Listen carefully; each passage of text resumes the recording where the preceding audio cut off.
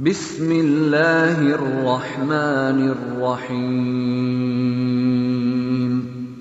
Kisah Nabi Zakaria diabadikan dalam Al-Quran dan hadis agar menjadi pembelajaran untuk orang-orang yang beriman. Iman kepada Nabi dan Rasul merupakan bagian dari 6 rukun iman.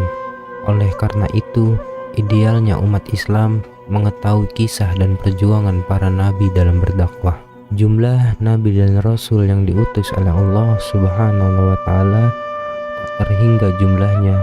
Namun ada 25 Nabi dan Rasul yang wajib diketahui dan diimani, termasuk Nabi Zakaria. Selayaknya kisah dan perjalanan para Nabi dan Rasul lainnya, kisah Nabi Zakaria pun hadir dengan pelajaran dan hikmah tersendiri yang sangat menginspirasi.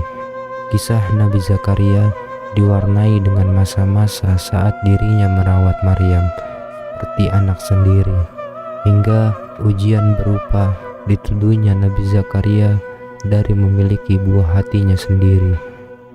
Sebelum berlanjut lebih jauh membahas tentang kisah Nabi Zakaria, sebaiknya kita mengetahui terlebih dahulu siapakah sosok Nabi yang satu ini. Nabi Zakaria alaihissalam merupakan seorang yang berasal dari Bani Israel. Ia lahir sebelum 91 Masehi dan tinggal di Palestina.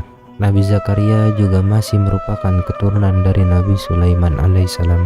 Sehari-harinya Nabi Zakaria alaihissalam dikisahkan mencari nafkah sebagai seorang tukang kayu, sama seperti Nabi dan Rasul lainnya.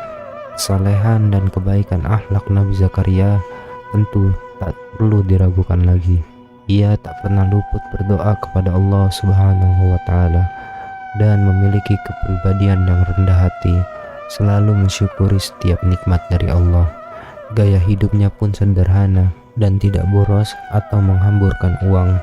Nabi Zakaria sendiri diutus oleh Allah Subhanahu wa Ta'ala sebagai seorang nabi di usianya yang sudah tak muda lagi, yakni saat sudah menginjak 90 tahun.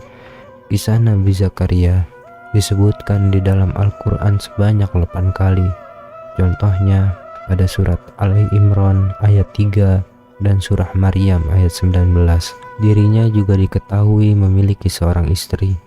Akan tetapi ia dan sang istri harus menghadapi ujian yang menyebabkan tak dikaruniai anak selama beberapa tahun lamanya.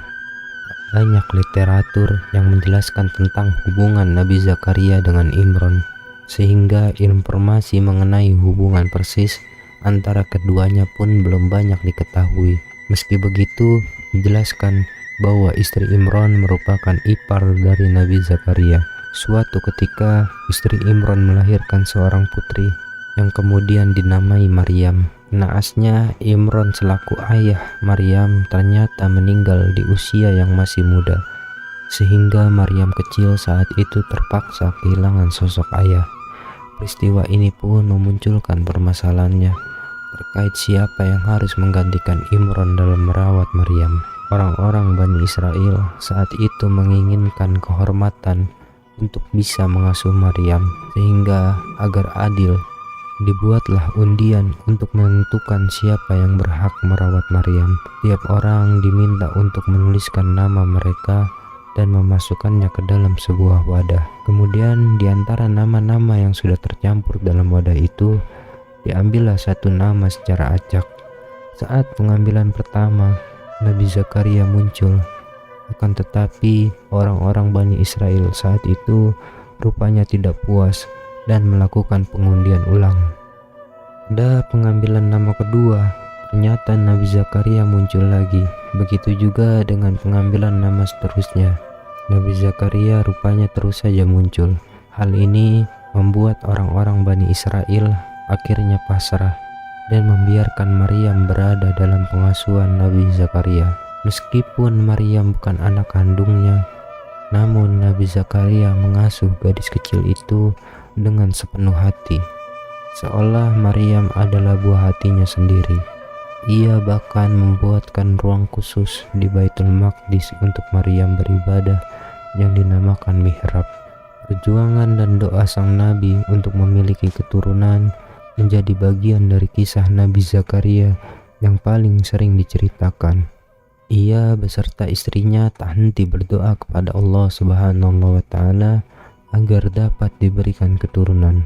Nabi Zakaria sangat menginginkan kehadiran seorang anak, sehingga kelak akan ada meneruskan perjuangan dalam berdakwah. Salah satu doa Nabi Zakaria bahkan diabadikan dalam Al-Quran, yakni pada surah Maryam ayat 4-6, yang artinya, "Dan sungguh aku khawatir terhadap kerabatku sepeninggalanku, padahal istriku seorang yang mandul, maka anugerahilah aku seorang anak dari sisimu yang akan mewarisi keluarga Yakub, dan jadikanlah dia ya Tuhanku seorang yang diridhoi." Ada pula doa lainnya yang dipanjatkan Nabi Zakaria diabadikan dalam surah Al-Imran ayat 38. "Ya Tuhanku, berilah aku dari sisi Engkau seorang anak yang baik, sesungguhnya Engkau maha mendengar." Saat itu dirinya sudah semakin menua dan sang istri juga mengalami kondisi mandul. Meski begitu, ia bersama istrinya selalu berdoa dan memohon kepada Allah Subhanahu wa Ta'ala. Setelah berdoa tanpa henti, akhirnya permintaan Nabi Zakaria dikabulkan oleh Allah. Momen tersebut juga tercatat dalam Al-Quran surah Maryam ayat 7-9, yang artinya, "Wahai Zakaria, kami memberi kabar gembira kepadamu dengan seorang anak laki-laki bernama Yahya, yang kami belum pernah memberikan nama seperti itu sebelumnya." Dia Zakaria berkata, "Ya Tuhanku, bagaimana aku akan mempunyai anak, padahal istriku seorang yang mandul, dan aku sesungguhnya sudah mencapai usia sangat tua." Allah berfirman, "Demikianlah hal itu mudah bagiku. Sungguh engkau telah aku ciptakan sebelum itu, padahal waktu itu engkau belum berwujud sama sekali." Mendapatkan kabar gembira bahwa ia akan memiliki anak, Nabi Zakaria pun begitu senang dan merasa tak sabar.